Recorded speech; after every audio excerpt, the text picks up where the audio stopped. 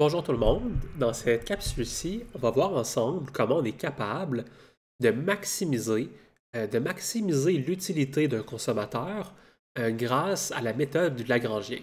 Donc laissez-moi commencer par écrire notre problème en bleu. Donc en bleu, on veut maximiser l'utilité du consommateur et ici l'utilité va prendre une fonction comme Douglas, donc x1 exposant 0,5 multiplié par x2 exposant 0,5. Et ici, notez bien, ça pourrait être n'importe quel exposant, ce n'est pas grave. Ce n'est pas grave les exposants qui sont ici. Vous allez voir pourquoi dans un instant. Et le tout, sujet à la contrainte, P1x1 plus P2x2 plus P2x2 va être plus petit ou égal à M. Donc, ça ici, c'est ce qu'on appelle la contrainte budgétaire. Donc, la valeur de ce que vous achetez, la valeur des biens 1 plus la valeur des biens 2, doit être plus petit ou égal à un budget M que vous possédez. Excellent. Donc, moi, je veux maximiser cette utilité-là. Je cherche les valeurs de X1, je cherche les valeurs de X2 qui vont me permettre d'aller chercher le plus d'utilité possible, sachant que la valeur de tout ce que j'achète doit être inférieure à mon budget M. Donc, il y a plusieurs façons de solutionner cette fonction-là. Ensemble, on va utiliser la méthode de Lagrange. Mais avant de commencer notre optimisation de Lagrange, on va faire un petit tour mathématique pour se simplifier la vie. Donc ici, ma fonction d'utilité, je peux la transformer. Je vais la linéariser. Donc plutôt que de maximiser l'utilité, je vais maximiser le log de l'utilité. Donc ln de u doit être égal à 0,5 fois ln de x1 plus 0,5 fois ln de x2. Pourquoi est-ce que je fais ça? Pourquoi est-ce que je linéarise comme ça ma fonction d'utilité comme Douglas? Eh bien, c'est parce que je vais avoir du calcul différentiel à faire dans quelques instants avec la méthode de la résolution de mon équation par mon Lagrangien. Donc, vous allez voir que de linéariser comme ça notre équation, ça va vraiment faciliter notre problème, ça va faciliter notre résolution. Vos enseignants vont être très impressionnés si vous prenez le temps de linéariser vos fonctions comme ça avant votre examen, avant la résolution de votre problème, si vous devez faire ça dans votre cours de microéconomie. Excellent. Procédons maintenant. Procédons à mon Lagrangien. Donc, je dois commencer par construire mon Lagrangien.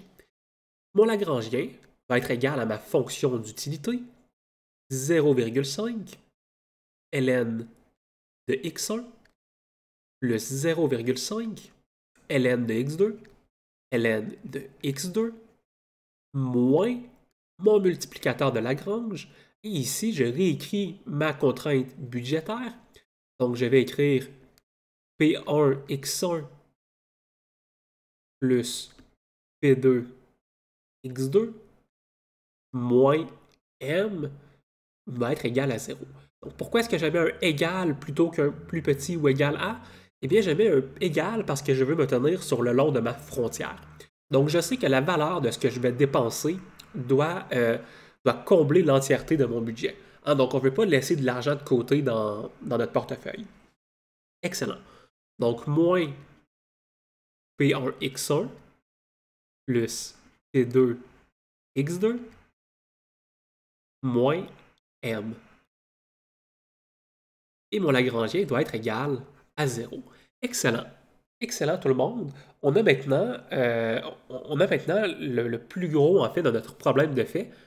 En fait, mon Lagrangien ici ne sera pas égal à 0, c'est mes dérivées premières qui vont être égales à 0. Donc, comment est-ce qu'on résout mon problème? Tout part du Lagrangien. Je vais vouloir dériver mon Lagrangien par rapport à chacune de mes variables. Et quelles sont mes variables? Eh bien, j'ai x1, j'ai x2 et j'ai mon Lagrangien. Donc, je vais vouloir dériver 3 fois. Commençons par dériver par rapport à x1. Donc, je dérive mon Lagrangien par rapport à x1. Quelle est la valeur de cette dérivée-là par rapport à x1? Vous avez 0,5. Ici, ln de x1, donc on se souvient, le dérivé d'un log naturel est égal à 1 sur x1 moins, donc ici, x1 apparaît dans mon terme, moins lambda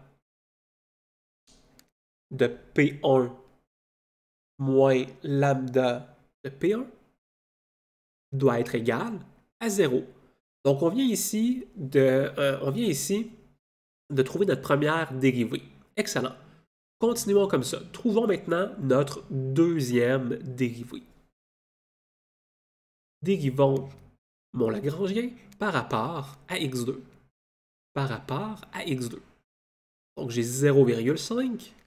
Donc, ici, x2 apparaît dans le terme 0,5 ln de x2 divisé par x2. Voyez ici, j'ai déjà fait un petit peu le raccourci, j'ai simplifié mon équation. J'aurais pu multiplier 0,5 fois 1 divisé par x1. Donc, c'est ce qu'on a fait directement en bas. 0,5 divisé par x2 moins lambda. Ici, lambda, je dérive par rapport à x2. Donc, moins lambda P2. P2 doit être égal à 0. Et finalement, on va dériver ensemble, mais vous allez voir que cette dérivée-là ne sera pas particulièrement nécessaire ici pour solutionner notre problème. Donc, laissez-moi descendre un petit peu ma plage. Dérivons notre Lagrangien par rapport à lambda. Donc, dérivons notre Lagrangien par rapport à lambda. Et nous avons ici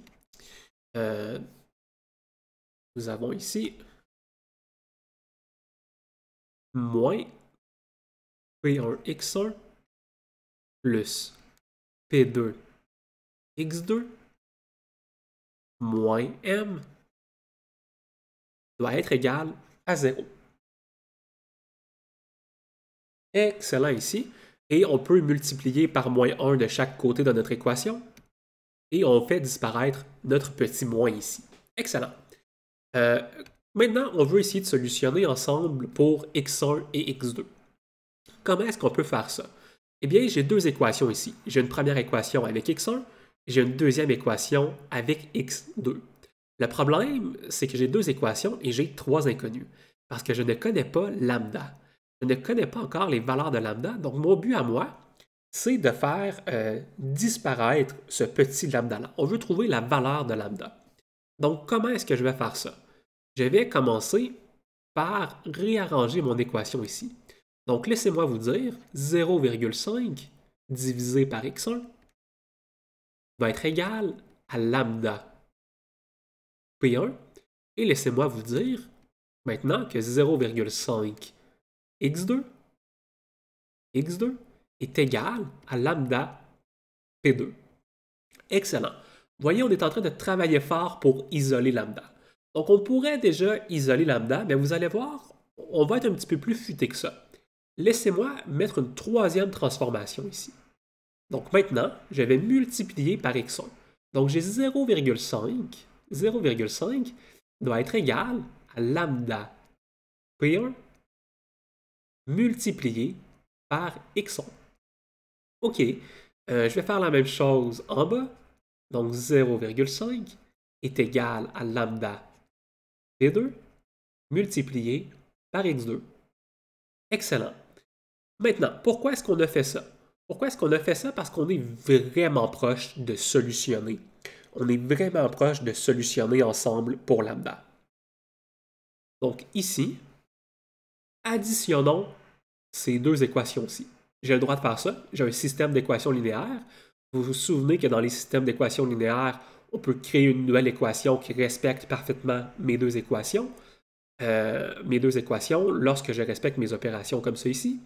Donc, j'ai 0,5 plus 0,5 va être égal à lambda P1 x1 plus lambda P2 x2 plus lambda P2 x2. Est-ce qu'on est capable de simplifier cette équation-là? Absolument. On a eu ici, donc 0,5 plus 0,5 est égal à 1, est égal. Je peux mettre mon lambda en évidence. Lambda P1 x1 plus P2 x2. Est-ce que vous reconnaissez ici le terme P1x2 plus P2x2? Absolument. On parle bien de M ici. Et donc, ça l'implique que ma solution pour lambda, ici, lambda est égal à 1 divisé par M. Excellent. On vient de trouver la valeur de lambda. Donc, si je retourne dans mes équations initiales, donc l'équation de mon Lagrangien ici, eh bien, je sais que 0,5 divisé par x1 doit être égal à lambda multiplié par P1. Et nous, notre inconnu, c'est x1. On a un inconnu. Maintenant que je connais la valeur de lambda, eh bien, je peux facilement solutionner pour x1. Donc, trouvons x1 ensemble. Je vais donc changer ici en rouge et je vais nous redonner un petit peu d'espace à droite de notre tableau. Excellent. Donc, je sais maintenant, et on a presque fini notre résolution de notre Lagrangien, 0,5 divisé par x1 doit être égal à 1 sur m multiplié par le prix 1. Excellent. J'ai trouvé mon équation. On peut solutionner cette équation-ci. Solution-là pour trouver x1. Donc, je veux isoler x1. Je vais donc multiplier par x1 d'un côté, de chacun des côtés de mon équation. Donc, j'ai 0,5 est égal à x1 divisé par m multiplié par P1. Laissez-moi maintenant diviser par P1 de chaque côté. Donc, j'ai 0,5 divisé par P1 doit être égal à x1 divisé par m. Excellent. Maintenant, je veux terminer d'isoler x1, donc multiplions par m de chaque côté. Donc, je sais maintenant que 0,5 fois m divisé par P1 va être égal à x1. Et voilà, je viens de solutionner x1. J'ai trouvé x1, ma demande marshallienne pour le bien 1. Je peux faire la même chose pour le bien 2. Et je vais vous le laisser en exercice. Qu'est-ce que vous devriez obtenir pour votre bien 2? Eh bien, vous devriez obtenir que le bien 2 est égal à 0,5 m divisé par le prix 2 est égal à x2. Donc, ça devrait être votre résultat pour le bien 2. Vous devriez arriver à ce résultat-ci dans votre calcul. Maintenant, si vous connaissez votre budget, si vous connaissez M, si vous connaissez P2 et que vous cherchez la quantité de x2, eh bien, vous allez tout simplement aller dans votre équation budgétaire. Je me souviens que j'ai mon budget, P1x1, et ici, laissez-moi retourner en vert. Donc, je sais que P1x1 plus P2x2 doit être égal à M. Donc, si vous connaissez votre budget M, que vous connaissez vos prix P1 et P2, eh bien, vous pouvez facilement maintenant solutionner pour X1 et pour X2. Donc, comment est-ce qu'on ferait ça? Comment est-ce que je trouverais mes valeurs de X2 et de X1? Eh bien, j'irais tout simplement dans mon équation. Je substituerais mon M, je substituerais mon P2, et ça me donnerait ma quantité de X2. Donc, voici comment vous êtes capable de trouver vos demandes marshalliennes à partir de l'optimisation de Lagrange pour une fonction Cobb-Douglas. Donc, pour une fonction Cobb-Douglas, vous êtes capable maintenant d'utiliser le Lagrangien. Naturellement, vous avez un résultat qui est beaucoup plus rapide et généralisable. Donc, laissez-moi retourner au début de mon problème. Donc, au début de mon problème, juste à partir de cette équation-ci, de ma fonction d'utilité Cobb-Douglas, on est capable de savoir ensemble quelles vont être nos demandes marshalliennes. Donc, laissez-moi pour un instant faire semblant que je ne connais pas les exposants. Donc, laissez-moi les écrire ici, alpha et bêta. Donc, pour que vous soyez capable de l'appliquer dans toutes les situations. Donc, la demande marshallienne, par exemple, pour le bien 1, va être égale, ici, à une division en premier, alpha divisé par alpha plus bêta. Essentiellement, ce terme-là va vous dire quelle portion de votre budget vous allez dépenser dans l'achat du bien 1. Donc, multiplié par M, votre budget, divisé par le prix du bien 1. Donc déjà, si vous répétez ce processus-là avec 0.5, vous allez retrouver exactement la demande marshallienne qu'on a identifiée grâce à l'optimisation de Lagrange. X2, la demande marshallienne pour X2, serait L égale à bêta divisé par alpha plus bêta, le tout multiplié par M divisé par P2.